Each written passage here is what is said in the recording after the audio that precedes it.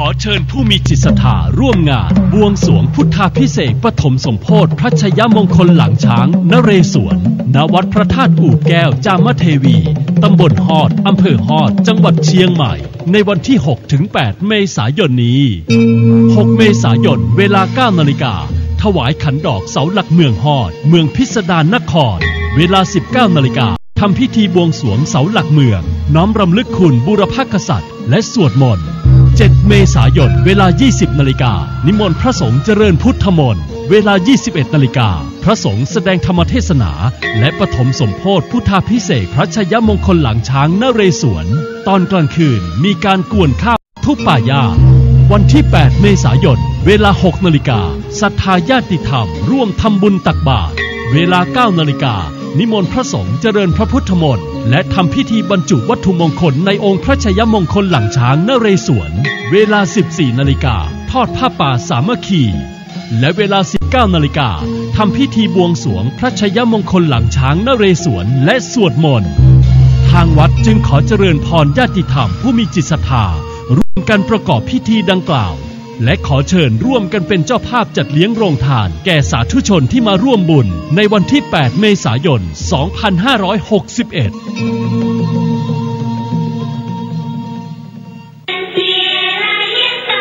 สวัสดีครับท่านผู้ฟังที่เคารพการแบ่งปันความคิดดีๆวันนี้ผมกาเศรษฐ์เพชรสำริดผู้ดำเนินรายการก็จะนำเล่าพุทธกิจ45 พรรษาก็นำเล่ากันมาอย่างต่อเนื่องนะครับเป็นช่วงระหว่างพรรษาที่21ถึง45นะครับก็มาได้เจาะจงพรรษาใดพรรษาหนึ่งก็นำเล่าให้ท่านเห็นถึงการอยู่จำพรรษาขององค์สมเด็จพระสัมมาสัมพุทธเจ้าพระพุทธองค์ทรงโอวาทเศรษฐีและเทวดาว่าดูก่อนคฤหบดีผู้ทำบาปในโลกนี้ย่อมเห็นว่าบาปดีตลอดเวลาที่บาปยังไม่เผ็ดผลแต่เมื่อใดบาปของเขาเผ็ดผลเมื่อนั้นเขาย่อมเห็นบาปชั่วแท้ๆในเวลาจบเทศนาเทวดานั้นตั้งอยู่ในโสดาปัตติผลปกติในเวลาเข้าเฝ้าพระผู้มีพระภาคเจ้าอนาถปิณฑิกะไม่เคยทูลถามปัญหาใดๆเลยด้วยความรักในพระศาสดาเป็นอย่างยิ่งเกรงว่าพระองค์จะทรงเหน็ดเหนื่อยพระพุทธองค์ทรงดำริว่าเศรษฐีผู้นี้รักษาเราในที่ไม่ควรรักษาแต่แม้กระนั้นพระผู้มีพระภาคเจ้าก็จะตรัสพระธรรมเทศนากันหนึ่งเสมอส่วนใหญ่ก็จะตรัสแก่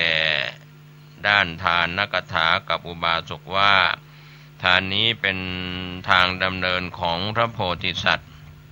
เป็นทางดำเนินของเราด้วยเราได้ให้ทานมาเป็นเวลาเสียสงไขยยิ่งด้วยแสนกับ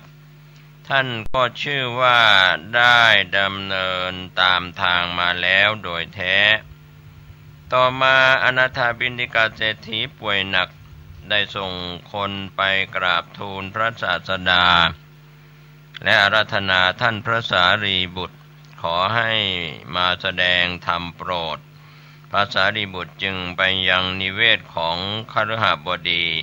พร้อมด้วยพระอานนท์ถามว่าดูก่อนคฤหบดีท่านพอทนพอเป็นได้หรือทุกขเวทนาไม่ปรากฏความกำเริบหรืออนาถบิณฑิกาเศรษฐีก็เรียนว่าข้าแต่พระสารีบุตรผู้เจริญกระผมทนไม่ไหวเป็นไปไม่ไหวทุกขเวทนาของกระผมหนักกำเริบเป็นที่สุดไม่ทุเลาลงเลยพระสารีบุตรจึงแสดงอนาถบิณฑิโกวาทสูตรความตอนหนึ่งว่าดูก่อนคฤหบดีท่านพึงสำเนียกอย่างนี้ว่าเราจะไม่ยึดมั่นอายตนะภายในคือจักษุตาโสตะหูคานะจมูกชิวหาลิ้นกายมโนใจและวิญญาณที่อาศัยอายตนะเหล่านี้ จะไม่ยึดมั่นอายตนะภายนอกคือรูปเสียงกลิ่นรสโผฏฐัพพะธรรมารมณ์และวิญญาณที่อาศัยอายตนะเหล่านั้นจบอนาถบิณฑิโกวาทสูตรแล้วท่านอนาถบิณฑิกเศรษฐีร้องไห้ท่านพระสารีบุตรถามว่าท่านร้องไห้เพราะกลัวตายหรืออนาถบิณฑิกะกล่าวว่ามิได้กลัวตายแต่ร้องไห้เพราะเสียดายว่า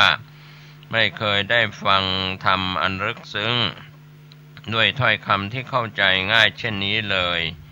จากนั้นถวายอาหารแก่พระสารีบุตรและก็พระอานนท์โดยแบ่งจากภาชนะของตนต่อมาไม่นานก็ถึงกาละตายลงไปบังเกิดในสวรรค์ชั้นดุสิตในคืนนั้นอนาถบิณฑิกเทพบุตรลงมาเฝ้าพระศาสดายังพระเชตวันวิหารได้กราบทูลพระผู้มีพระภาคเจ้าว่าพระเชตวันนี้มีประโยชน์เป็นที่ประทับของพระธรรมราชาและสงฆ์ผู้แสวงบุญเป็นที่เกิดปิติอิ่มใจแก่ข้าพระองค์อย่างยิ่งจากนั้นก็ได้กล่าวสรรเสริญพระสารีบุตรว่าพระสารีบุตรเป็นผู้บริสุทธิ์ด้วยปัญญาศีลและก็ความสงบภิกษุใดแม้บรรลุถึงฝั่งแล้วก็ไม่มีใครเกินกว่าพระเถระไปได้ต่อมาขณะประทับอยู่ณเชตวันวิหารพระศาสดาทรงสรรเสริญอนาถบิณฑิกเศรษฐีว่า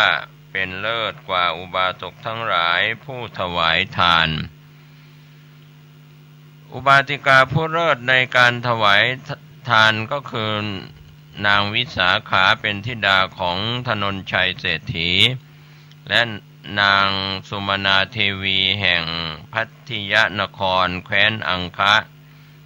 ซึ่งขึ้นอยู่กับแคว้นมคธของพระเจ้าพิมพิสารปู่และย่าของวิสาขาก็คือเมนทกะเศรษฐีและนางจันทปทุมาพรรษาที่5หลังจากพระศาสดาตรัสรู้พระองค์เล็งเห็นอุปนิสัยโสดาปัตติผลของครอบครัวเมนทกะเศรษฐีจึงเสด็จจาริกไปยังพัทยนครเมนทกะเศรษฐีทราบข่าวว่าพระศาสดาเสด็จมายังเมืองของตนจึงให้เด็กหญิงวิสาขาซึ่งขณะนั้นมีอายุเพียง7 ขวบพร้อมกับเด็กหญิงบริวารออกไปต้อนรับพระพุทธองค์อย่างที่ประทับเมื่อไปถึงวิสาขากราบถวายบังคม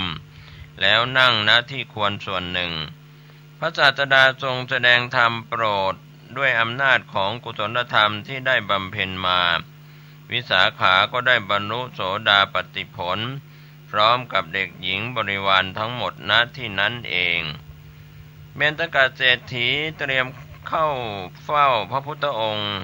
ระหว่างทางพวกเดรัจฉีมาห้ามแต่เศรษฐี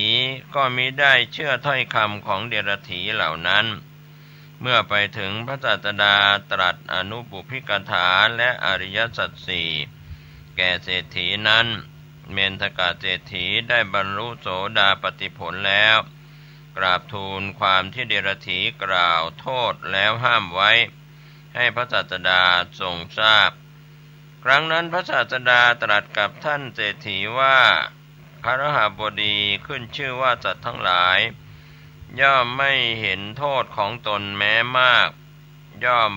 โปรยโทษของชนเราอื่นแม้ไม่มีอยู่กระทำให้มีราวกับบุคคลโปรยแกบลงในที่นั้นๆแล้วตรัสพระคาถาว่าโทษของบุคคลอื่นเห็นได้ง่ายโทษของตนเห็นได้ยากบุคคลย่อมกล่าวโทษของผู้อื่นเหมือนโปรยแกลบ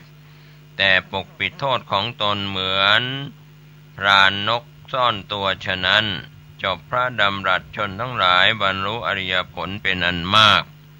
เมนทกะเศรษฐีอาราธนาพระศาสดาและภิกษุสงฆ์เพื่อถวายภัตตาหารในวันรุ่งขึ้น ในเวลาเช้าพระผู้มีพระภาคเจ้าพร้อมด้วยพระสงฆ์สาวกเสด็จมายังเรือนของเมนทกะเศรษฐีภายหลังพัดพระพุทธองค์ทรงอนุโมทนาแล้วทรงแสดงธรรมโปรดนางจันทปทุมานางสุมนาเทวีและนายปุณะได้บรรลุโสดาปัตติผลเศรษฐีกราบทูลอาราธนาเพื่อถวายมหาทานโดยในเดียวกันนี้อีกกึ่งเดือนพระศาสดาประทับอยู่ในพัทยนครตามพระอัธยาศัยแล้วเสด็จจาริกต่อไปครั้งนั้นพระเจ้าประเสนที่โกศลราชาแห่งแคว้นโกศลดำริว่าโกศลแม้จะเป็นแคว้นใหญ่แต่ก็มีตระกูลคฤหบดีพำนักอยู่เพียง2 ตระกูลก็คืออนาถบิณฑิกะและมิคาระเท่านั้นผิดกับแคว้นมคธที่มีคหบดีหลายตระกูลอันเป็นเครื่องแสดงถึงความเจริญรุ่งเรืองของบ้านเมืองจึงเสด็จไปหาพระเจ้าพิมพิสารราชาแห่งแคว้นมคธซึ่งเป็นคู่เขยกับพระองค์ยังกรุงราชคฤห์ตัดขอคฤหบดีให้ไปตั้งหลักแหล่งที่แคว้นโกศลเพิ่มขึ้นอีกสักตระกูลหนึ่งพระเจ้าพิมพิสารทรงปรึกษาเราอมาตย์ต่างเห็นพ้องต้องกันว่าธนนชัยเศรษฐีเป็นผู้เหมาะสมจึงมีดำรัสให้เศรษฐีเข้าเฝ้าและแจ้งความประสงค์ของพระเจ้าประเสนที่โกศลให้ทราบเศรษฐียินยอมตามพระประสงค์ทูลขอเวลาเพื่อกลับไปจัดเตรียมการให้พร้อมสำหรับการเดินทางเมื่อถึงกำหนดพระเจ้าประเสนที่โกศลเสด็จไปรับธนนชัยเศรษฐี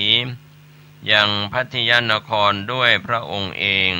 ขณะเดินทางมาถึงสถานที่อุดมสมบูรณ์แห่งหนึ่งพระเจ้าประเสนที่โกศลตรัสสั่งให้หยุดพักธนนชัยเศรษฐีได้ทูลถามว่าสถานที่นี้อยู่ในแว่นแคว้นของพระราชาองค์ใดพระราชาตรัสตอบว่าเป็นแว่นแคว้นของเราเองธนนชัยเศรษฐีจึงทูลว่าถ้าเช่นนั้นทรงโปรดอนุญาตให้ข้าพระองค์ตั้งหลักแหล่งอยู่ณที่นี้เถิดเพราะบริวารของข้าพระองค์มีมากเกรงจะทำความเดือดร้อนแก่ผู้อื่นหากจะให้พำนักอยู่ในกรุงสาวัตถีพระราชาก็ทรงยินยอมตรัสสั่งให้สร้างเมืองขึ้นณที่นั้นพระราชทานนามว่าเมืองสาเกตทรงมอบให้เป็นแหล่งพำนักของธนนชัยเศรษฐีและบริวารต่อมาปุณณวัฒนะบุตรของมิคารเศรษฐีแห่งกรุงสาวัตถีเจริญวัยถึงการเวลาที่จะครองเรือนทนการรบเร้าของบิดามารดาในเรื่องคู่ครองมิได้จึงกล่าวว่าหากเมื่อใดพบสตรีที่มีความงามและมีคุณสมบัติเหมาะสมกับหน้าที่ของผู้ที่จะเป็นแม่เรือนแล้วตนก็จะทำตามคำขอร้องนั้นมิคารเศรษฐีผู้เป็นบิดาจึงเชิญเหล่าพราหมณ์ผู้รอบรู้มายังเรือนของตนแจ้งความประสงค์ของบุตรให้เหล่าพราหมณ์ทราบแล้วมอบมาลัยทองให้กล่าวว่าหากพวกท่านพบสตรีงามตามความประสงค์ของบุตรเราจงมอบมาลัยทองนี้แก่เธอแล้วจงนำสตรีนั้นมาเหล่าพราหมณ์ออกเดินทางไปจนถึงเมืองสาเกตเข้าไปนั่งพักอยู่ในศาลาแห่งหนึ่งในเวลานั้นเมืองสาเกตกำลังมีงานนักขัตฤกษ์ประจำปีวิสาขาซึ่งบัดนี้เจริญวัยแล้วพร้อมด้วยหญิงบริวารก็พากันไปเที่ยวชมงานบังเอิญฝนตกทุกคนก็รีบวิ่งไปหาที่กำบังเพื่อหลบฝนวิสาขาผู้เดียวที่ยังเดินเป็นปกติมิได้วิ่งเช่นคนอื่นมาถึงศาลาที่พัก เหล่าพราหมณ์ก็ถามว่าเพราะเหตุใดจึงไม่วิ่งหลบฝนเช่นผู้อื่นวิสาขาก็ตอบว่าพ่อทั้งหลายชนสี่จำพวกเมื่อวิ่งย่อมไม่งามพระราชาผู้อภิเษกแล้วเมื่อวิ่งไปในท้องพระลานหลวงย่อมไม่งามช้างมงคลของพระราชาวิ่งไปก็ไม่งามบรรพชิตเมื่อวิ่งย่อมไม่งามสตรีเมื่อวิ่งก็ไม่งามนอกจากนั้นเหตุอื่นยังมีอีกในเวลาที่ฉันวิ่งไปเกิดลื่นล้มบนพื้นดิน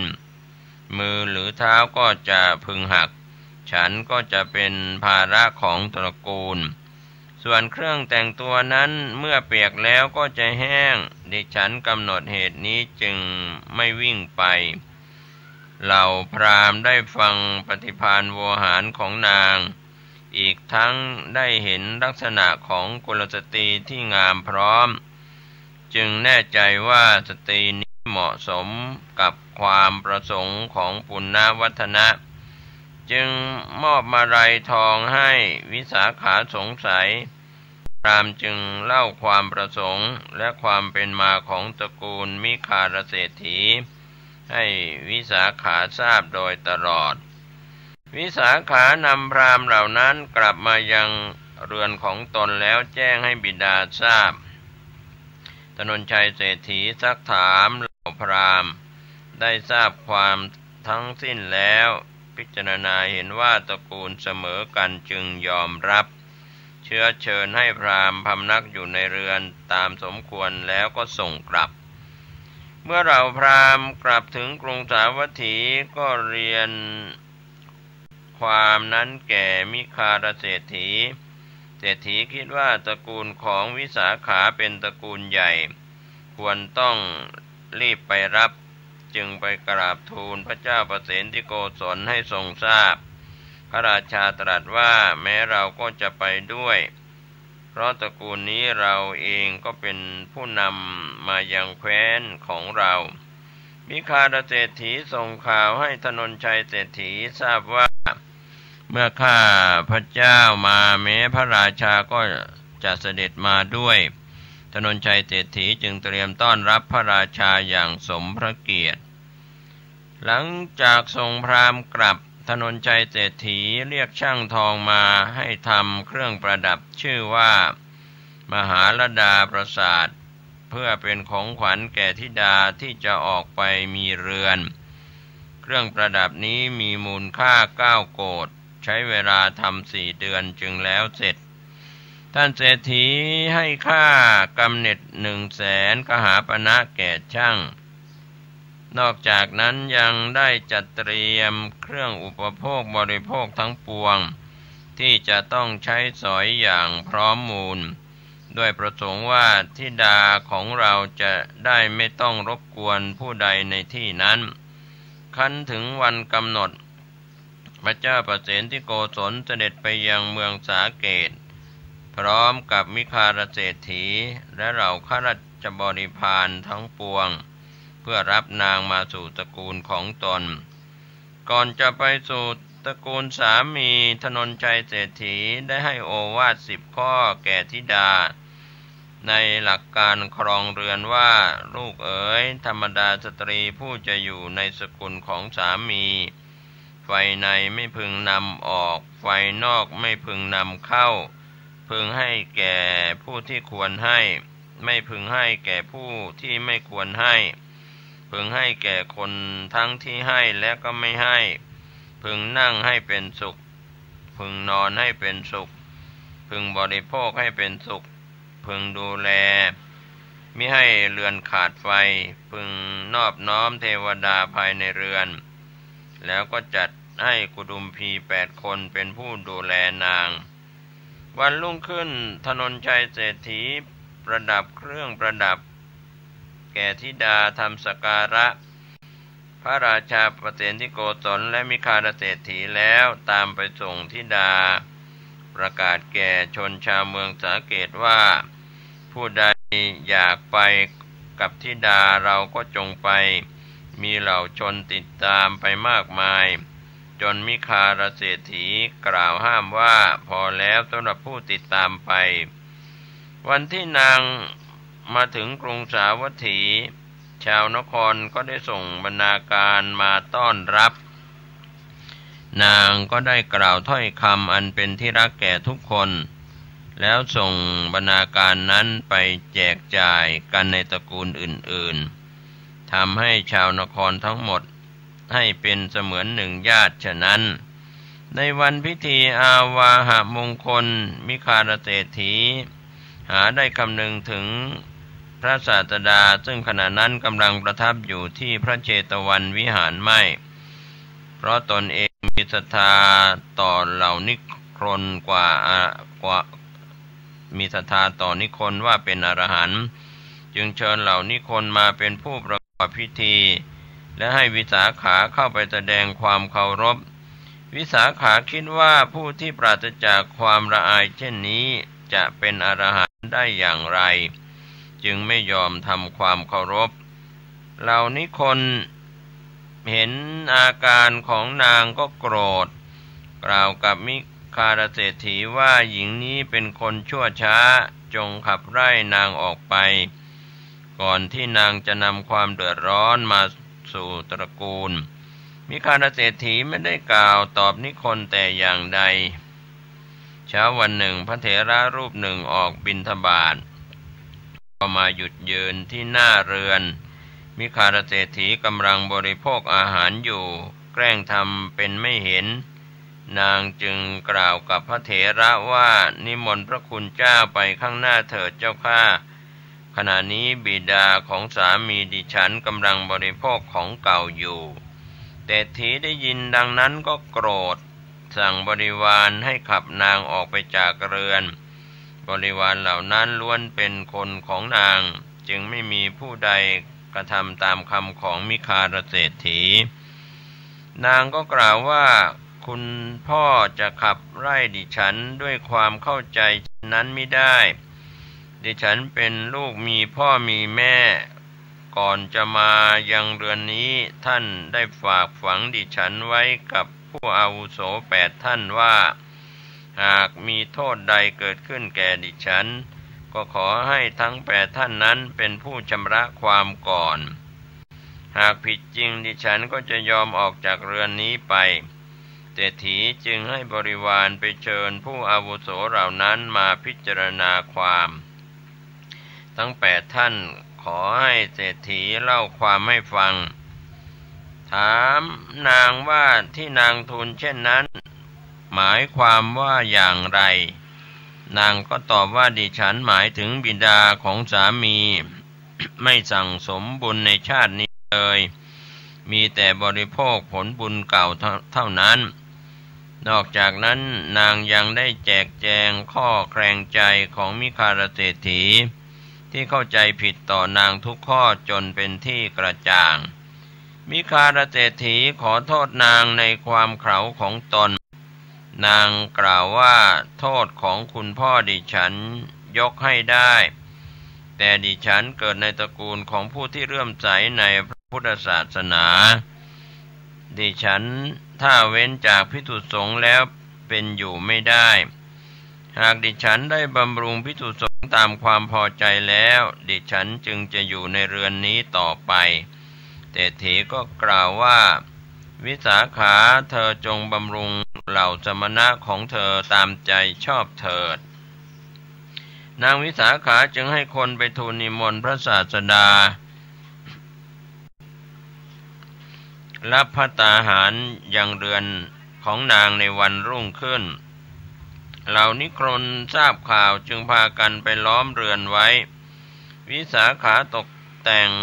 เครื่องสักการะทั้งปวงแล้วเชิญมิคารเศรษฐีให้อังคาดพระศาสดาแต่ถูกเหล่านิครนห้ามไว้หลังภัตกิจนางก็ให้คนมาเชิญเศรษฐีไปฟังพระธรรมเทศนาอีกเหล่านิครนก็กล่าวว่าครั้งนี้ท่านสมควรไปแต่ให้นั่งอยู่หลังม่านที่พวกเรากั้นไว้พระศาสดาทรงทราบดำริว่าเราย่อมทำให้ทุกคนได้ยินเสียงของเราได้ไม่ว่าจะอยู่ในที่ใด ฉะนั้นในขณะที่แสดงพระธรรมเทศนาชนในที่นั้นจึงมีความรู้สึกเสมือนว่าทรงแสดงธรรมโปรดเฉพาะตนเท่านั้นเมื่อจบธรรมเทศนามิคารเศรษฐีได้ดำรงอยู่ในโสดาปัตติผลจึงยกชายม่านขึ้นถวายบังคมพระศาสดาแล้วกราบทูลว่าข้าพระองค์ไม่เคยทราบเลยว่าทานที่บุคคลกระทำในพระพุทธศาสนานี้มีอานิสงส์มากอย่างนี้บัดนี้ที่ข้าพระองค์ทราบก็เพราะการชักนำของบุตรสะใภ้หญิงนี้มาเพื่อประโยชน์เพื่อความสุขของข้าพระองค์โดยแท้มิคารเศรษฐีกล่าวกับนางต่อเบื้องพระพักตร์พระศาสดาว่าวิสาขาเธอจงเป็นมารดาของเราตั้งแต่บัดนี้เป็นต้นไปนางจึงได้นามว่าวิสาขามิคารมารดาหรือว่าวิสาขามิคารมาตานับตั้งแต่นั้นมาจากนั้นทุกวันในเวลาเช้าเรือนของนางก็อารามเรืองด้วยสีของผ้ากาสาวะเต็มไปด้วยผู้แสวงบุญภายในเรือนจัดเตรียมทานไว้พร้อมหลังเวลาพัดก็นำเภสัชและน้ำปานะ8อย่างไปถวายเหล่าสงฆ์ฟังพระธรรมเทศนาของพระศาสดาแล้วจึงกลับมายังเรือนเช่นนี้เป็นกิจวัตรครับก็เป็นเรื่องราวที่นำเล่ามาถึงความเป็นมาของนางวิสาขาที่ท่านผู้ฟังได้รับรู้รับทราบการอยู่จำพรรษาของพระพุทธเจ้าทั้งหมด45พรรษาก็นำเล่าต่อมาจนถึงการเล่าประวัติของนางวิสาขาเวลาของรายการวันนี้หมดลงผมเกษตรเพชรสำริดวิทยากรก็แบ่งปันความคิดดีๆเล่าพุทธกิจ45พรรษาขอให้ท่านผู้ฟังนำไปคิดไปพิจารณาเป็นแบบอย่างการสร้างคุณงามความดีพระย่อมชนะมารร้ายที่เป็นมารร้ายอยู่ในใจและก็มารร้ายที่เป็นบุคคลห้ามการทำความดีขอทุกคนทุกท่านสุขกายสุขใจจากการบำเพ็ญทานรักษาศีลเจริญภาวนาสวัสดีครับท่านผู้ฟังที่เคารพในโอกาสวาระของการนำธรรมะเป็นทานแบ่งปันความคิดดีๆวันนี้ท่านเจ้าคุณประชานาถมุนีเจ้าวาดวัดดอนจันทร์ตำบลท่าตารามอำเภอเมืองเชียงใหม่กล่าวถึงความสุขความทุกข์ย่อมเป็นสภาวธรรมเกิดขึ้นตั้งอยู่ดับไปเป็นคำสอนดีๆดังนี้ขอเจริญพรผู้ฟังรายการสถานีวิทยุแห่งนี้มนุษย์ทุกคนมีความรู้สึกเหล่านั้นมันเป็นเพียงแค่ระยะเวลาอันสั้นดั่งกลิ่นวาเป็กไอเป็กที่เราสูดดมทาจมูกความรู้สึกที่นี้หมายถึงความทุกข์ความทุกข์ความสุขความรู้สึกว่าทุกข์ความรู้สึกว่าทุกข์ถ้าความสุขความทุกข์ที่มันเกิดขึ้นกับชีวิตของเรามันมีระยะเวลาอันสั้นดั่งกลิ่นวาเป็กไอเป็กที่สูดดมทาจมูกเมื่อเรารู้เช่นนี้เราต้องพิจารณาโดยใช้หลักธรรมะก็คือความอดทนไปควบคุมความทุกข์ไปควบคุมความสุขที่เรารู้สึกว่าทุกข์รู้สึกว่าสุขถ้าเราใช้ความอดทนกำกับกำหนดควบคุมความทุกข์และความสุขได้สภาวะจิตเราตัวตนเราก็จะอยู่เหนือความสุขความทุกข์ชีวิตเราก็จะไม่มีทุกข์ชีวิตเราก็จะไม่มีสุขเพราะฉะนั้นเราต้องนั่งสมาธิเจริญจิตภาวนาพิจารณาจงเกิดปัญญาแล้วเราจะพิจารณาว่าสุขมันเปลี่ยนแปลงทุกข์มันเปลี่ยนแปลงความรู้สึกว่าทุกข์ความรู้สึกว่าสุขมันเป็นอนิจจังหมายถึงมันเกิดแล้วเปลี่ยนแปลงเมื่อเรารู้ว่าการเปลี่ยนแปลงมันเกิดเราจะต้องอยู่เหนือการเปลี่ยนแปลงเราจะต้องอยู่เหนือการเปลี่ยนแปลงเราจะอยู่เหนือการเปลี่ยนแปลงได้เราจะเป็นต้องบำเพ็ญเพียรภาว นาด้วยพระวิปัสสนากรรมฐานพระวิปัสสนากรรมฐานจะยกระดับจิตเราให้เกิดปัญญาเมื่อจิตเรามีปัญญาจิตเราก็จะอยู่เหนือความสุขความทุกข์และความสุขไม่สามารถทำให้เราสะเทือนและหวั่นไหวได้มนุษย์จำนวนมากมีความรู้สึกเกินความจำเป็นจึงเป็นอุปสรรคเป็นปัญหาต่อการดำเนินชีวิตวันหนึ่งหงุดหงิดไม่รู้กี่ร้อยครั้งวันหนึ่งดีใจไม่รู้กี่ร้อยครั้งดีใจเสียใจความรู้สึกเหล่านี้มันอยู่ภายใต้การเปลี่ยนแปลงมันครอบงำดวงจิตใจเราตลอดเวลาเพราะเราขาดปัญญาเมื่อเราขาดปัญญาเราไม่ได้เจริญจิตภาวนาเราจะขาดปัญญาเพราะฉะนั้นเราต้องสร้างปัญญาทำลายอารมณ์ความรู้สึกของเรา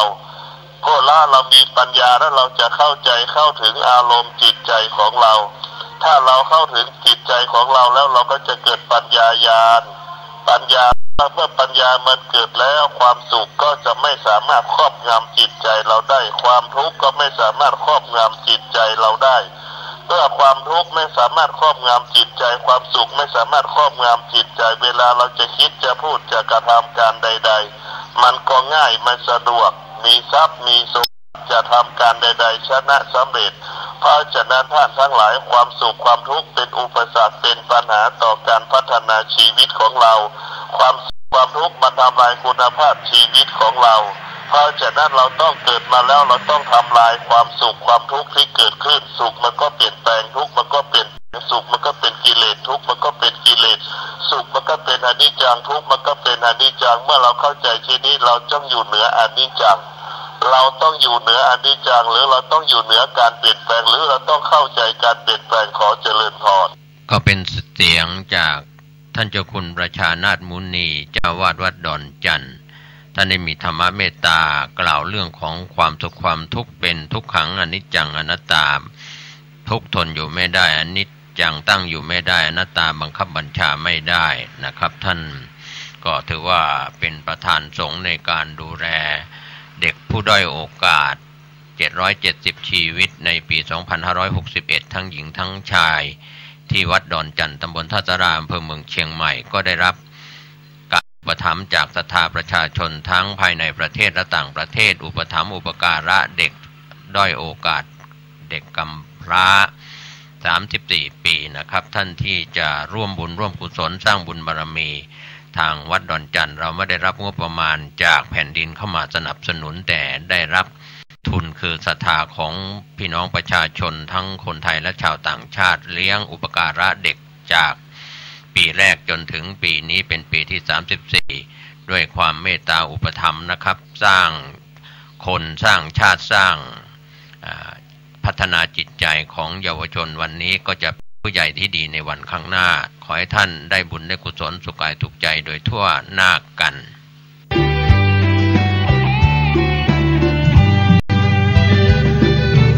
สวัสดีครับท่าน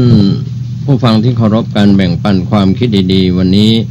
ผมกเกษตรเพชรสำริดก็จะนำเล่าสืบสารต่อเรื่องของสิ่งที่เราได้แบ่งปันให้ท่านได้คิดได้พิจารณาในส่วนก็เป็นเรื่องราวที่เราได้รับรู้รับทราบกันแล้วว่าการบำเพ็ญบุญของพระโพธิสัตว์คือพระสุเมธดาบทนั้นในยุคอดีตนะครับก็เป็นส่วนที่นำเล่าให้ท่านได้รับรู้รับทราบไปบ้างแล้วนะครับก็ในส่วนมาถึงพระชาติสุดท้ายที่เป็นพระเวสสันดรที่ผมเกษตรเพชรสำริดได้แบ่งปันให้ท่านได้คิดได้พิจารณากันจนถึงเล่าเรื่องถึง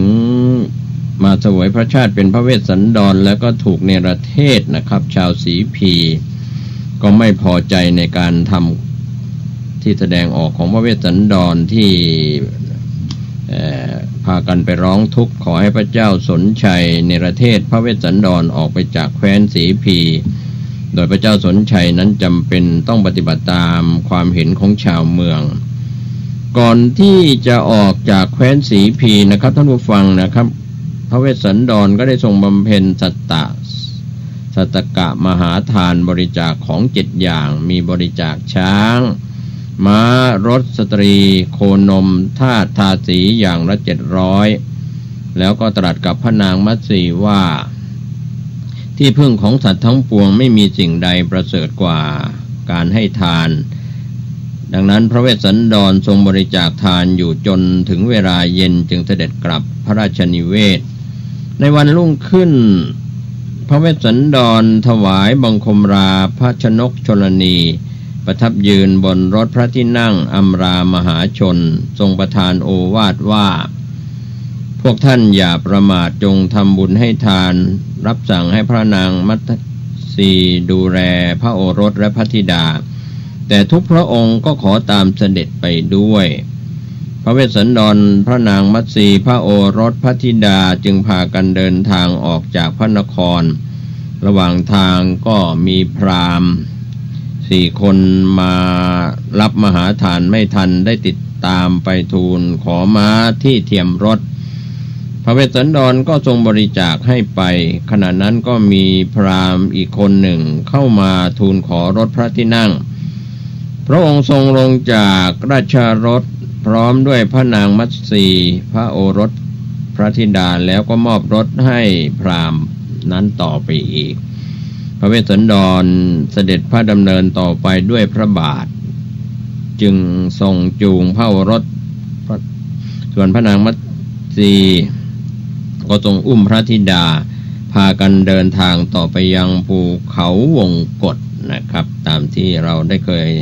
ฟังธรรมเทศนาตั้งธรรมหลวงพระเวสสันดรหรือว่าธรรมนี้ก็รับรู้รับทราบกันก็เรื่องนี้รู้ไปถึงท้าวสักกะพระอินทร์บนสวรรค์ชั้นดาวดึงส์ก็ทรงรับสั่งให้วิสุกรรมเทพบุตรเนรมิตบรรณศาลาขึ้น2 หลังพร้อมด้วยบริขารและเครื่องใช้สอยของทั้ง4 พระองค์เตรียมไว้ณเขาวงกฏพระเวสสันดรทรงถือเพศเป็นดาบทพระนางมัตสีทรงถือเพศเป็นดาบสินีคือเป็นดาบทผู้หญิงทรงให้พระโอรสพระธิดาเป็นดาบทกุมารและกุมารีทุกพระองค์ประทับอยู่ณบรรณศาลานั้นเป็นเวลานานถึง7 เดือนนะครับก็เป็นเรื่องเล่าที่มี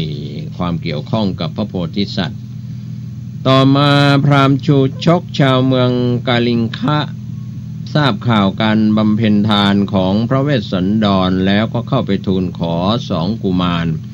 เพื่อนำไปเป็นทาสนางอมิตตา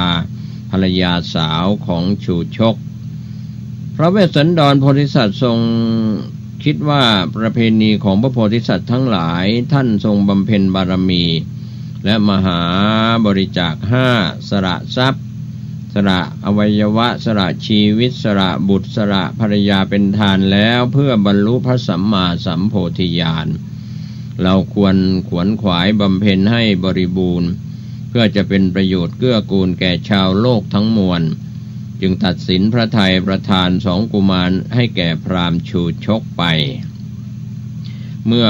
พราหมณ์ชูชกได้รับพระราชทานแล้วก็พา2 กุมารเดินทางไปยังแคว้นกาลิงคะแต่เมื่อถึงทางแยกพราหมณ์ไม่รู้ทางจึงเดินหลงทางเข้าไปสู่แคว้นสีพีวันที่พราหมณ์ชูชกเดินทางถึงกรุงเชตุดรพระเจ้าสนชัยประทับอยู่บนปราสาททอดพระเนตรเห็น2 กุมารที่หน้าพระลานหลวงจำได้ว่าเป็นพระนัดดาหลานของตนจึงมีรับสั่งให้หาทรงทราบความแล้วพระราชทานทรัพย์ให้แก่พราหมณ์ชูชกเป็นค่าไถ่พระนัดดาทั้ง2พระเจ้าสนชัยทราบเรื่องราวจาก2 กุมารทรงสลดพระทัยรีบเสด็จไปยังเขาวงกฏเพื่อรับพระเวสสันดรและพระนางมัตสีกลับสู่แคว้นสีพีขณะที่6 พระองค์ได้พบกันทรงปีติอิ่มใจโสมนัสชื่นใจท่วมท้นทรงล้มสลบณบรรณศาลานั้นท้าวสักกะพระอินทร์จึงบันดาลให้ฝนโบกคลณีพัดตกลงมาผู้ใดประสงค์ให้เปียกก็เปียก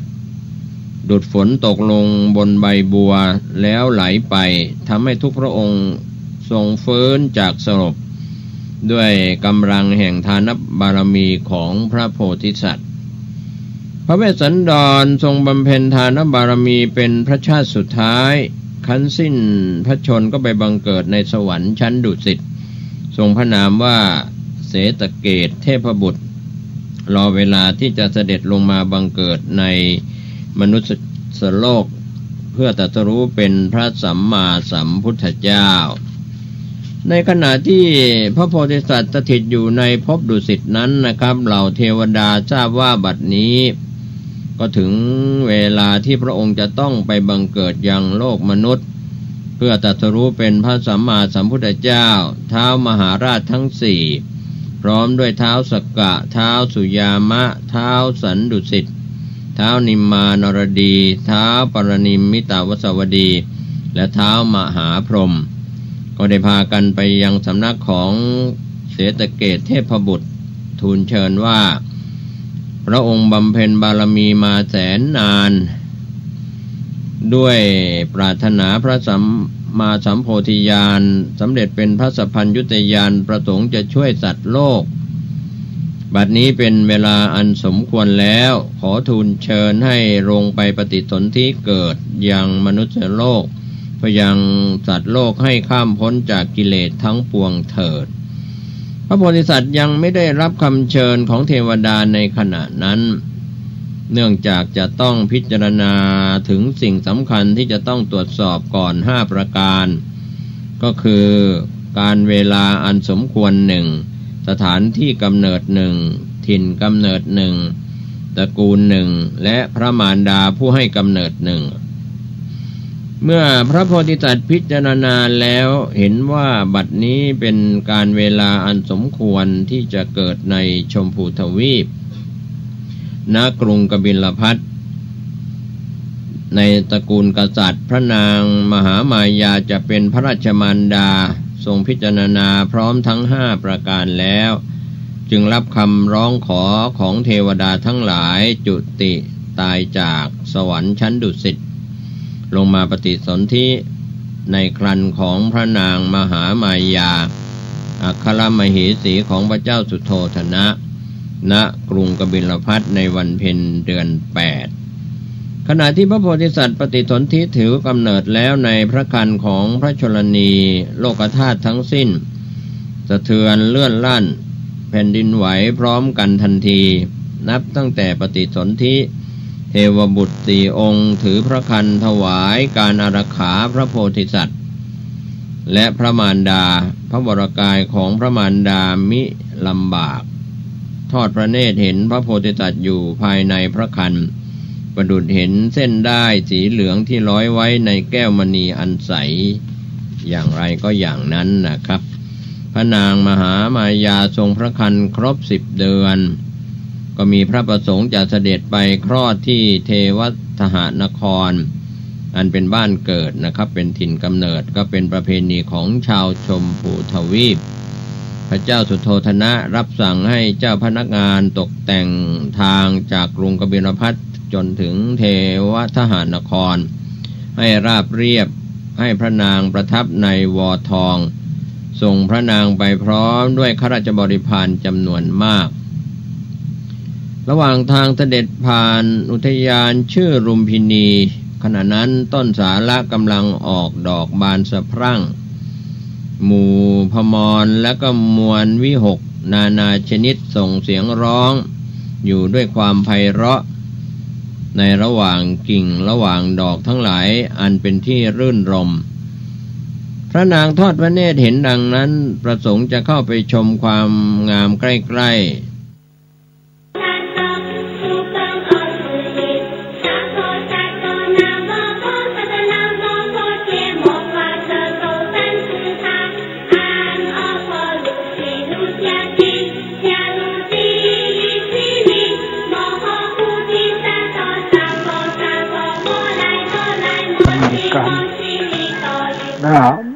ทำบุญทำกุศลกันอันนี้เรื่องที่เราเนี่ยทำบุญทำกุศลเนี่ยนะสร้างบุญสร้างกุศลเนี่ย โดยมากก็จะมีการสืบชะตากันเพื่อให้ชะตามันดีขึ้นเนี่ยชะตาจะดีอย่างใดเนี่ยอย่างในธรรมที่ธรรมเต็ดสืบชะตาเนี่ยธรรมศาลากลิก็ดีธรรมอุณหัสสวิจัยก็ดีธรรมโลกาวุธิก็ดีเนี่ยเป็นการที่จะทำให้ชะตาดีขึ้นแต่ว่านี่แหละเราก็ต้องเข้าใจเรื่องเนี่ยทำอย่างทำสารากลิวิจารสูตรเนี่ยมันมีเนื้อความอย่างใดอันนี้พระพุทธเจ้าเนี่ยทุกพระองค์นั้นก็ย่อมจะตรัสรู้อริยสัจสี่เกี่ยวกับทุกขสัจจะ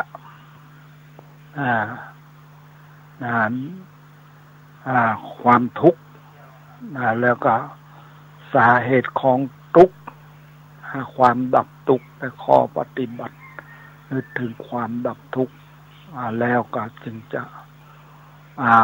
เทศนาธรรมเนี่ยศาลากลิวิจารสูตรเนี่ยเรื่องเนี่ย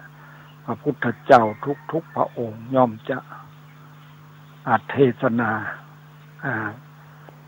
เรื่องเกี่ยวกับศาลากลิวิจารสูตรเนี่ยใจความก็คือเนี่ยเรานั่นจะต้องเนี่ยที่เป็นนั่นก็คือเนี่ยจุดสำคัญก็คือนิวรณธรรมธรรมที่เป็นเครื่องการบ่ให้เราได้บรรลุความดีเรียกว่านิวรณธรรมเนี่ยคือหนึ่งกามฉันทะพอใจรักใคร่ในอารมณ์ที่ชอบใจมีรูปเป็นต้นเรียกกามฉันท์สองพยาบาทความคิดร้ายผู้อื่นความปองร้ายผู้อื่นสามความที่จิตหดหู่และเคิบเคิมเรียกถีนมิทธะสี่ฟุ้งซ่านความฟุ้งซ่านและรำคาญเรียกอุทธัจจะกุกุจจะห้าลังเลบาให้ตกลงได้เรียกว่าวิจิกิจฉาอันนี้ละเป็นธรรมที่ทำให้กันบาให้เราได้ทำคุณงามความดีกามฉันทะนี่ความพอใจเนี่ยอันนี้เราจะละได้อย่างไรเนี่ยความพอใจอันนี้ผู้ที่มีการเจริญสติพิจารณาเนี่ยในร่างกายของตัวเราในร่างกายของคนอื่นแล้วเราก็จะหันตามความเป็นจริงในร่างกายของเราในร่างกายของอื่นเราก็จะพิจารณาโดยถูกต้องในเมื่อพิจารณาหันในร่างกายอย่างถูกต้องแล้วเนี่ยกามฉันทะความพอใจหลักใคร่ในอารมณ์เนี่ยที่เราชอบใจเนี่ยบางทีมันความชอบใจนั้นอาจจะถูกก็บ่ถูกก็บ่ฮู้แต่ว่าพอความชอบใจเข้ามาแล้วมันก็บ่หันว่าอันมันถูกและมันบ่ถูกฉะนั้นผู้ที่จะละกามฉันทะได้นี่จะต้องมี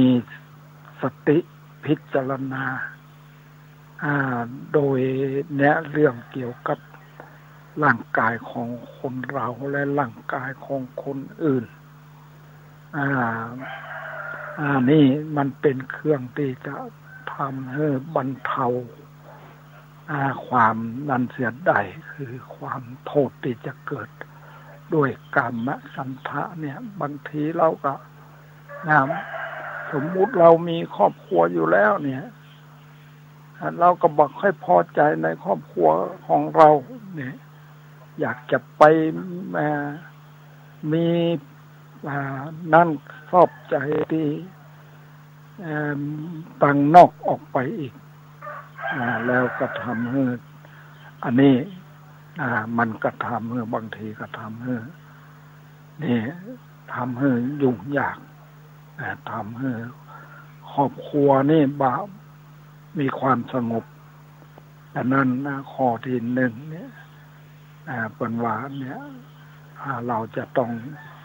มีสติพิจารณาร่างกายของเราและร่างกายของคนอื่นร่างกายของเราเป็นอย่างไรมันก็จะต้องแปรไปเปลี่ยนไปทุกสิ่งทุกอย่างแล้วก็เนี่ยมันมีแต่ความทุกข์ในร่างกายของเรานั้นถ้าให้พิจารณาโดยละเอียดแล้วเนี่ยเราก็จะเห็นเนี่ยสัจธรรมความเป็นจริงของร่างกายของตัวเราแล้วก็จะทำให้หยุดยั้งเห็นร่างกายของเราเป็นอย่างใดร่างกายของคนอื่นก็เป็นอย่างนั้นมันต้องแปรไปเปลี่ยนไปอย่างบางงานกับมันแพ้มันทำเมื่อถ้าเราพิจารณาอยู่เนี่ยเราก็จะเห็นสิ่งนี้อย่างชัดเจนอย่างคนเราเนี่ยเมื่อก่อนเนี่ยเมื่อเป็นหนุ่มเป็นนั้นก็ไปทำอย่างนึงนะดูแล้วก็ดูสวยสดงดงาม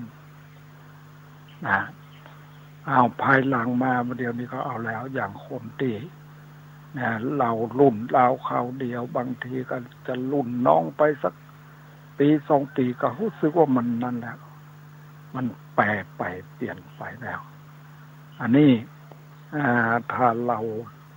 พิจารณาโดยละเอียดแล้วนี่ก็จะเห็นว่า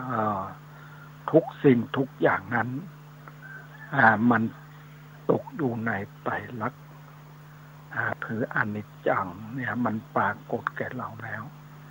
นี่ยิ่งเรายิ่งแก่ชราแล้วก็ยิ่งจะทำให้สิ่งเหล่านี้นะปรากฏได้ชัดเจนขึ้นอันนี้กามฉันทะนี่ก็จะลดน้อยถอยลง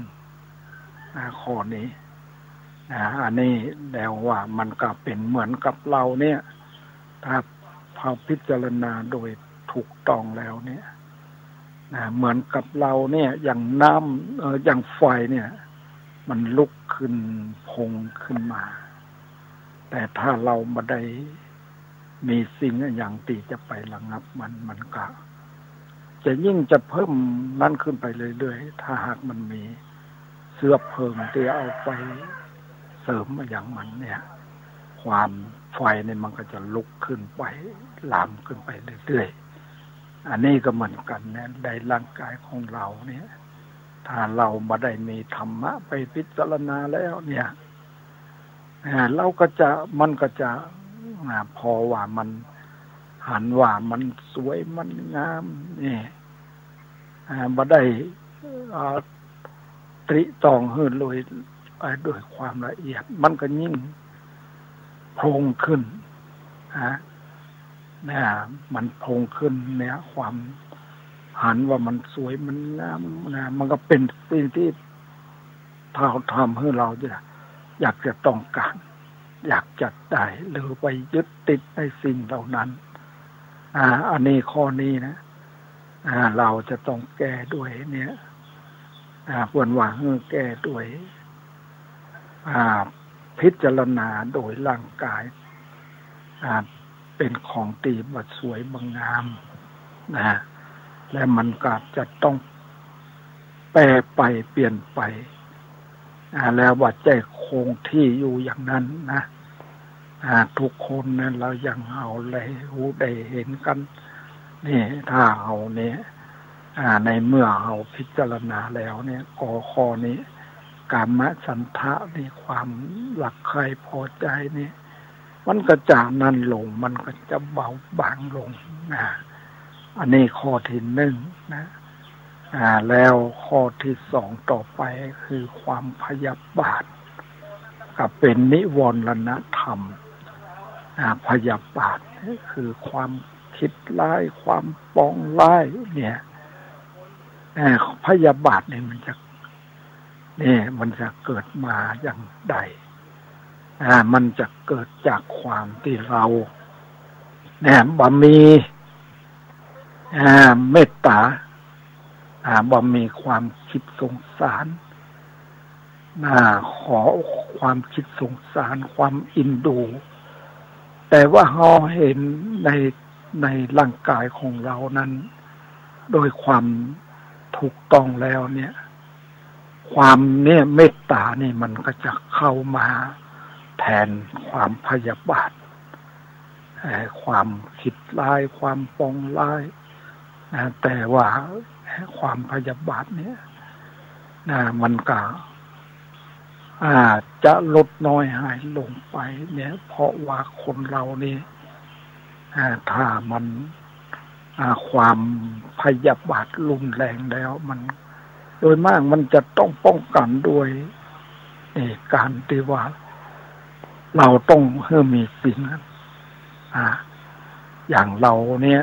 บัดคิดเบียดเบียนเขาแบบทำร้ายเขาอย่างนี้นะแม้แต่สัตว์ต่างๆเนี่ยเอากับบากคิดจะเบียดเบียนอย่างนี้ในเมื่อเป็นอย่างนี้แล้วก็ความพยาบาทนี่มันจะลดน้อยลงนี่มันเนี่ยเกิดมันจะมีแต่ความเมตตาสงสารทุกคนก็ต้องนี่มันเนี่ยติดไปมัวเมาในสิ่งที่ว่าเป็นประโยชน์แล้วก็จะหาประโยชน์แล้วก็จะสงสารคนที่ว่าเนี่ยว่ามีเมตตาความเนี่ยพยาบาทเนี่ยจะต้องเจริญด้วยเห็นใจเขาเห็นใจเราว่าเขาเนี่ยมีความทุกข์อย่างใดเราก็มีความทุกข์อย่างเขาเหมือนกัน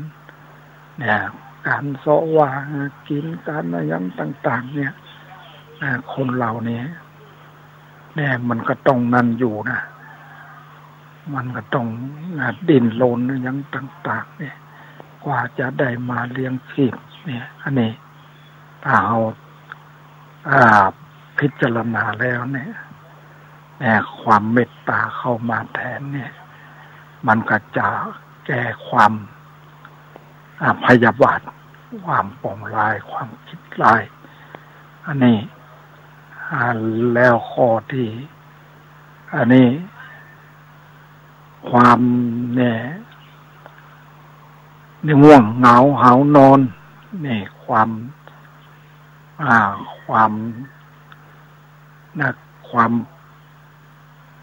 นี่ยความเกียจคร้านเนี่ยความเกียจคร้านเนี่ยก็คือว่าเราก็นั่นแหละมันก็จะต้องพิจารณาเรื่องความเกียจคร้านเนี่ยมันคนเรานี่มันก็อยากจะมีความสุขนะอยากจะมีความสุขแต่ว่ามันจะสุขได้อย่างใดเนี่ยถ้าเราว่ามีความพยายามที่จะให้ออกจากความทุกข์ต่างๆอันนี้ก็จะต้องด้วยความพยายามความง่วงเหงาหาวนอนมาครอบงำเรานี่อันนี้เรื่องนี่ความห่วงเหงาหาวนอนความขี้คร้านเนี่ยเราจะแก้อย่างไรนี่อันนี้เรื่องอันนี้มันก็ต้องมีความพยายามมีความเพียรอย่าเนี่ยเรียกว่า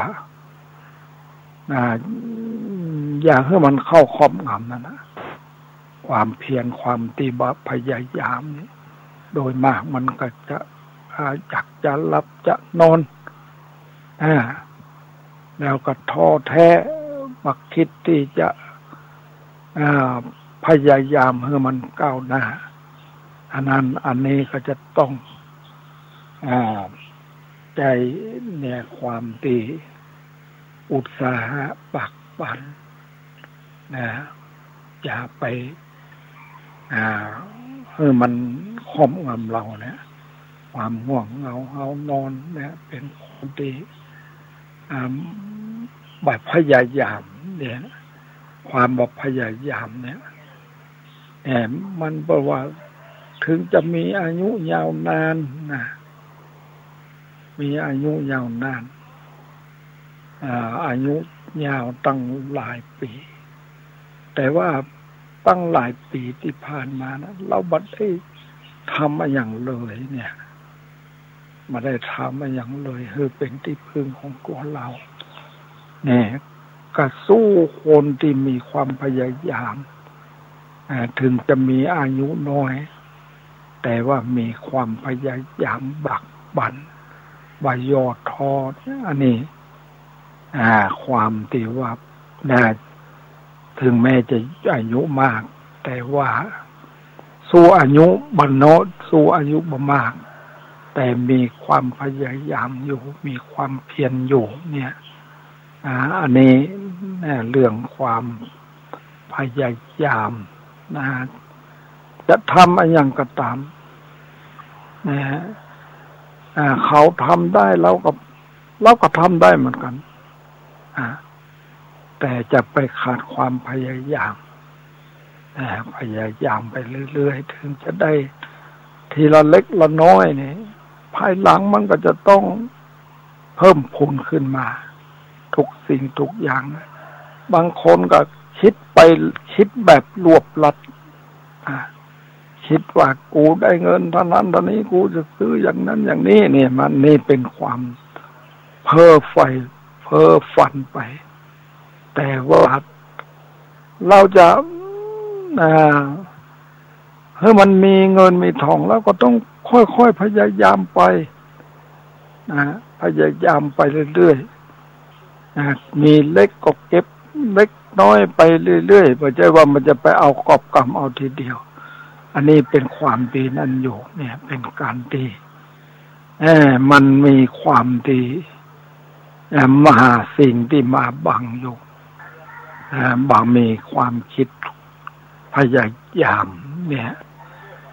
ปล่อยให้ที่ว่าความโลภมันครอบงำว่ากูได้อย่างนั้น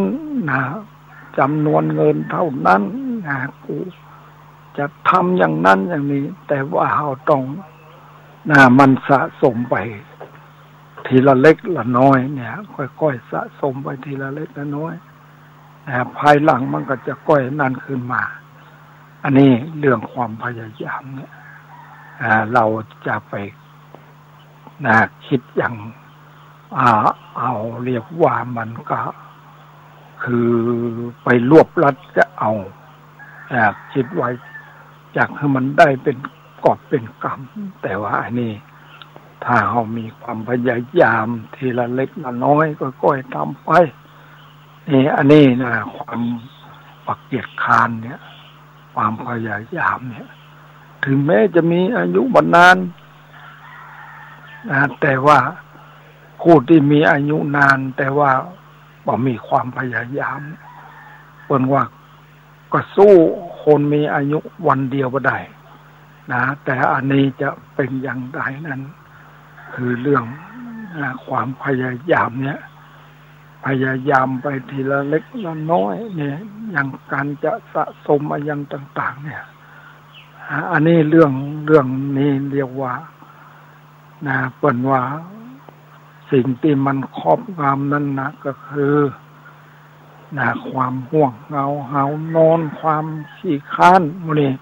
ความตีว่าพยายามเนี่ยนะอันนี้ก็เป็นนิวรณธรรมข้อหนึ่งแล้วข้อต่อไปก็คือความ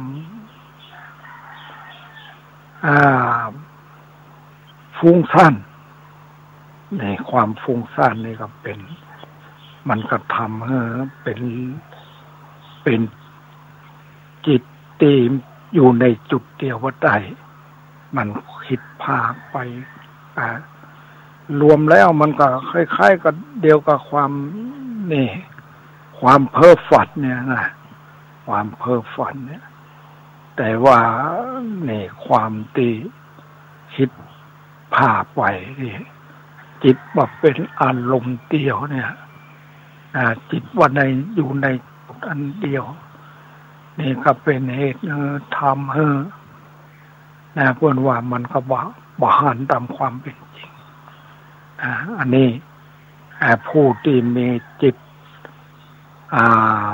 มั่นดีแล้วจิตมั่นคงดีแล้วนี่ล่ะก็เหมือนที่ว่ามันเขาพอดูในแม่น้ำนะถ้าแม่น้ำมันใสสะอาดมันนิ่งอยู่เนี่ยเราก็จะหันเนี่ยสิ่งต่างๆที่อยู่ในแม่น้ำนั้นเพราะว่าน้ำมันนิ่งมันบักคูนมันใสเนี่ยนี่จิตคนเราถ้าเป็นสมาธิความตั้งมั่นดีแล้วก็อย่างนั้นแหละคือความ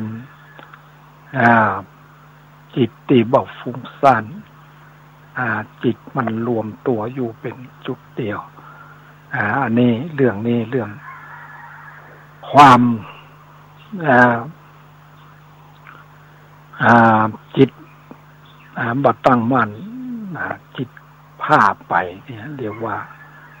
ความจิตมาเป็นอโลจิตมาเป็นจุดเดียวเนี่ยเรียกว่ามันว่าความฟุ้งซ่านอันนี้ก็เป็นนิวรณธรรมและความสงสัยความมันแน่ชัดลงไปเนี่ยคือมันบาหันอย่างจริงๆจังๆแล้วครับบางทีก็ไปเข้าใจว่าทำดีบัดได้ดีนี่ทำชั่วบัดได้ชั่วทำเนี่ยอ่านว่าเนี่ยเฮาอ่านไปอ่านมาเขาคนนั้นทำดียังบัดได้ดีอย่างนั้นอย่างนี้แต่ว่าเราก็ต้องใจอยู่ในโสมนัสการพิจารณาโดยละเอียดโดยแยบคายแล้วพิจารณาให้มันถึงแก่นแท้ของมันความเนี่ยความสงสัยนี่จะบ่มีเลยนะอันนี้ความสงสัยในนั้นหลักธรรมแล้วเนี่ยถ้ามันแบบอริยชนแล้วเพิ่นจะบ่มีแล้วความสงสัยบุคคลที่ประเสริฐนี่เพิ่นจะบ่มีความสงสัยความสงสัยเรื่องอย่างต่างๆเรื่องเหตุเรื่องผลต่างๆสงสัยในเรื่องพระพุทธเจ้าสงสัยในพระธรรมสงสัยในพระสงฆ์นี่แต่ว่าต้องเนี่ยต้องมีความพิจารณาโดยละเอียดว่าเขาทำดีหรือบัดดีเนี่ยทำดีบางทีก็บัดนั้นโดยเนี่ยมันก็บางทีก็ดีพ่องบัดดีพ่องเนี่ยทำดีน้อยหนึ่งแล้วก็จะไปรวบรวมเอาเลยว่ากูทำดีเต็มที่มันก็บัดทุกข์แล้วแต่ว่าทำดีนั้นมันบอกว่าจะมากน้อยเพียงใดนั้นมันก็ขึ้นกับเหตุและผลอันนี้ถ้าเราพิจารณาโดยละเอียดแล้วเนี่ยเรื่องเนี้ยเรื่องเกี่ยวกับความสงสัยอย่างเนี่ยถ้าพิจารณาโดยละเอียดแล้วก็มันจะต้องแน่ชัดลงไปว่าอันใดมันถูกอันใดมันควรอันใดมันบักควรเนี่ยนะต้องใจอยู่ในโสมนัสิการพิจารณาโดยละเอียดอันนี้ความสงสัยก็จะนั่นไปเลยนั้นจะผู้ที่จะตัดความสงสัยใจนี้ก็ต้องเป็นพระโสดาบันเป็นบุคคลผู้เรื่องเกี่ยวกับเรื่อง ในชีวิตของคนเราเรื่องนี้เกี่ยวกับไอ้เนี้ยคือว่า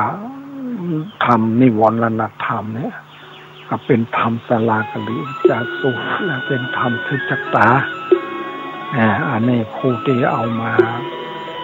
ฟังแล้วเนี่ยสมาธิจตาตัวเองเนี่ยก็จะต้องทบทวนดูว่าเราเนี่ยมันถูกนิวรณ์เข้าครอบงำหรือไม่มากน้อยเพียงใดวันนี้ก็คิดว่าได้เวลาแล้วขออนุโมทนากับคุณสมพรเจ้าหน้าที่สถานีและท่านผู้ฟังขอให้มีความสุขความเจริญโดยทั่วหน้ากันขออนุโมทนา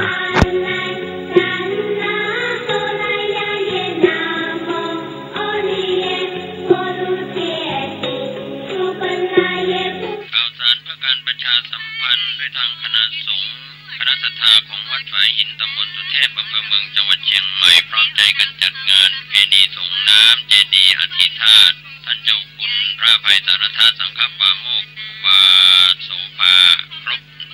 187 ปีปฐมสังฆราชาแห่งล้านนาไทยสมัยรัชกาลที่5และเป็นเจ้าคณะจังหวัดเชียงใหม่รูปแรกท่านเกิดวันอังคารที่12 เมษายนพุทธศักราช 2374 มรณภาพวันอังคารที่ 21 เมษายน พุทธศักราช 2457 ก็เป็นส่วนที่จะได้มีกิจกรรมงานประเพณีส่งน้ำเจดีย์อธิธาตุกำหนดการประเพณีส่งน้ำเจดีย์อธิธาตุพระอภัยสารธาตุสังฆปาโมกข์ในวันที่ 21 เมษายน 2561 มีกำหนดการเวลา 12:30 น.พระสงฆ์และคณะศรัทธาพร้อมกันในพิธี 13:09 น.ประธานในพิธีจุดธูปเทียนบูชาพระรัตนตรัยผู้จารย์นำกล่าวบูชาพระรัตนตรัยสมาทานเบญจศีลอาราธนาธรรมประธานสงฆ์ให้ศีลแสดงพระธรรมเทศนา1 กันพระสงฆ์ทรงสมณศักดิ์10 รูปเจริญพุทธมนต์และก็สวดมาติกาผู้จารย์กล่าวคำถวายน้ำสงฆ์อธิธาตุและถวายเครื่องไทยทานพระสงฆ์อนุโมทนาของน้ำรูปปั้นครูบาโสภาแทนเจดีย์อธิธาตุเป็นเสร็จพิธี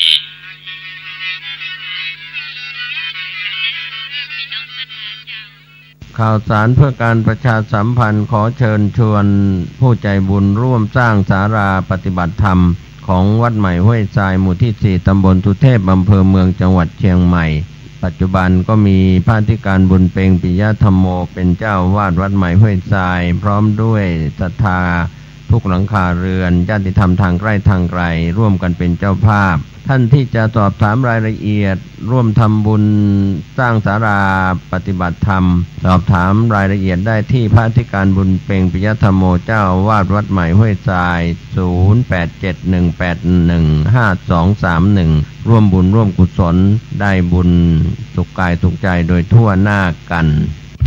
ขอเชิญผู้มีจิตศรัทธาร่วมงานบวงสรวงพุทธาภิเษกปฐมสมโภชพระชยมงคลหลังช้างนเรศวร ณ วัดพระธาตุอู่แก้วจามเทวีตำบลฮอดอำเภอฮอดจังหวัดเชียงใหม่ในวันที่ 6-8 เมษายนนี้ 6 เมษายนเวลา 9 นาฬิกาถวายขันดอกเสาหลักเมืองฮอดเมืองพิสดารนครเวลา 19 นาฬิกาทำพิธีบวงสรวงเสาหลักเมืองน้อมรำลึกคุณบูรพกษัตริย์และสวดมนต์ 7 เมษายนเวลา 20 นาฬิกานิมนต์พระสงฆ์เจริญพุทธมนต์เวลา 21 นาฬิกาพระสงฆ์แสดงธรรมเทศนาและปฐมสมโภชพุทธาภิเษกพระชยมงคลหลังช้างนเรศวรตอนกลางคืนมีการกวนข้าวมัทุป่ายาวันที่ 8 เมษายนเวลา 6 นาฬิกาศรัทธาญาติธรรมร่วมทำบุญตักบาตรเวลา 9 นาฬิกานิมนต์พระสงฆ์เจริญพระพุทธมนต์และทำพิธีบรรจุวัตถุมงคลในองค์พระชยมงคลหลังช้างนเรศวรเวลา 14 นาฬิกาทอดผ้าป่าสามัคคีและเวลา 19 นาฬิกาทำพิธีบวงสรวงพระชยมงคลหลังช้างนเรศวรและสวดมนต์ทางวัดจึงขอเจริญพรญาติธรรมผู้มีจิตศรัทธาร่วมกันประกอบพิธีดังกล่าวและขอเชิญร่วมกันเป็นเจ้าภาพจัดเลี้ยงโรงทานแก่สาธุชนที่มาร่วมบุญในวันที่ 8 เมษายน 2561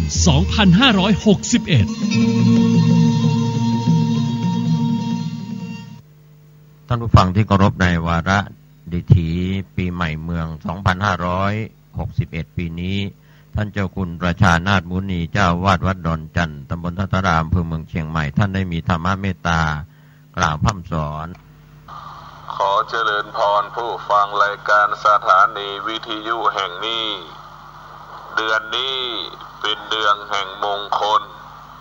เป็นเดือนที่พวกเราทั้งหลายแสดงความกตัญญูกตเวทีต่อบิดามารดาบรรพชนลูกหลานที่ดีก็คือลูกหลานที่มีสติมีสมาธิมีปัญญามีจิตสำนึกกตัญญูต่อบิดามารดา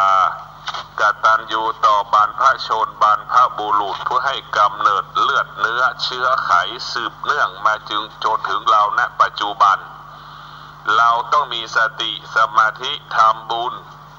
ในเทศกาลปีใหม่สงกรานต์เราต้องทำบุญอุทิศบุญกุศลไปถึงแก่บิดามารดาครูบาอาจารย์ผู้มีพระคุณต่อชีวิตครอบครัวของเราบุคคลใดมีความกตัญญูกตเวทีบุคคลผู้นั้นอยู่ณที่ใดคนเมตตาเทวดาเมตตาวิญญาณเมตตา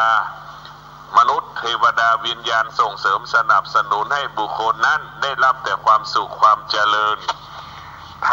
การทำบุญก็มีหนึ่งทำบุญโดยการบริจาคทาน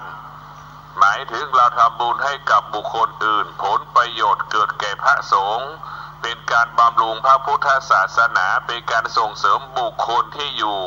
ในพระพุทธศาสนาได้แก่พระภิกษุสงฆ์ภิกษุสามเณรภิกษุณีแม่ชีเป็นการทำบุญให้ทานคือทำบุญให้กับบุคคลอื่นอันที่สองเราทำบุญให้กับตัวเราเองโดยการรักษาศีลทำบุญให้ตัวเราเองโดยการรักษาศีลเป็นการทำบุญให้ตัวเราเองสิ่งนี้เราต้องทำให้มากที่สุดดังที่กล่าวไว้ว่าไม่ทำบุญไม่เป็นบาปแต่ถ้าไม่รักษาศีลนั้นเป็นบาปเพราะฉะนั้นบุญโดยการรักษาศีลนั้นเป็นสิ่งที่ดีเรารักษาศีลเราจะไม่ผิดศีลเราจะไม่ผิดกฎหมายเราจะไม่ผิดกฎเกณฑ์กติกานั่นแหละคือความดีที่เราจะต้องสร้างให้กับตัวเองถ้าคนทุกคนรักษาศีลเท่ากับคนทุกคนรักษาความดีรักษาชีวิตให้เคารพกฎหมายบ้านเมืองให้เคารพกฎเกณฑ์กติกาให้เคารพกฎของครอบครัวให้เคารพบิดามารดานั่นแหละคือความดีเพราะฉะนั้นความดีตัวที่สามได้แก่ความดีเกิดจากการนั่งสมาธิเจริญจิตภาวนาเป็นการทำความดีให้กับตัวเองเป็นการมอบความดีให้กับตัวเองทั้งสองประการคือการรักษาศีลเป็นการทำความดีให้กับตัวเองเป็นการทำความดีมอบให้กับตัวเองการนั่งสมาธิก็เป็นการทำความดีให้กับตัวเองมอบความดีให้กับตัวเองเรารักษาศีลนั่งสมาธิเจริญจิตภาวนาเราจะได้รับความดี 100% เราได้รับความดีในสมบูรณ์ที่สุดเพราะฉะนั้นท่านทั้งหลายการนั่งสมาธิเจริญจิตภาวนาเป็นการทำดีให้กับตัวเองหมายถึงเวลาเรามีสมาธิเราไปทำงานก็ไม่ผิดพลาดเรามีสมาธิเราไปทำงานละเอียดปราณีตสุขุมรอบคอบเราไปมีสมาธิเราไปทำงานก็เสร็จตามที่เวลากำหนดนายจ้างก็ชื่นชอบนายจ้างก็ชื่นชมเพราะว่าเราทำงานด้วยสมาธิเราจะทำงานก็ได้เกิดความละเอียดปราณีตสุขุมรอบคอบทำงานไม่ผิดพลาดงานก็มีระเบียบมีระบบมีขั้นตอนเพราะเรามีสมาธิเพราะฉะนั้นสมาธิเป็นสิ่งจำเป็นเป็นสิ่งสำคัญพระพุทธเจ้าจึงได้ชื่อว่าผู้รู้ความจริงของโลกได้แก่สมาธิไม่ได้เป็นของบุคคลใดบุคคลหนึ่งสมาธิมีอยู่ในตัวตนของคนทุกคนที่เกิดขึ้นมาบนโลกใบนี้มนุษย์จะมีศาสนาไม่มีศาสนาต่างศาสนาก็ต้องพึ่งพาสมาธิอาศัยสมาธิกำกับกำหนดควบคุมการดำเนินชีวิตการประกอบอาชีพทุกอริยบททุกขณะลมหายใจสมาธิคนที่มีสมาธิก็คือเหมือนคนที่มีอวัยวะครบ32ประการคนที่มีสมาธิเปรียบเสมือนคนที่มีอวัยวะครบ32ประการคนที่ไม่มีสมาธิก็เปรียบเสมือนคนที่พิการอัมพฤกษ์อัมพาตมีอวัยวะครบ13ไม่มีอวัยวะไม่ครบ32ประการคนที่ไม่มีสมาธิทำงานจะผิดพลาดทำงานจะพลาดพลั้งทำงานเสียของเสียหายหมดเพราะฉะนั้นการไม่มีสมาธิก็ทำลายชีวิตตนเองทำลายครอบครัวตัวเอง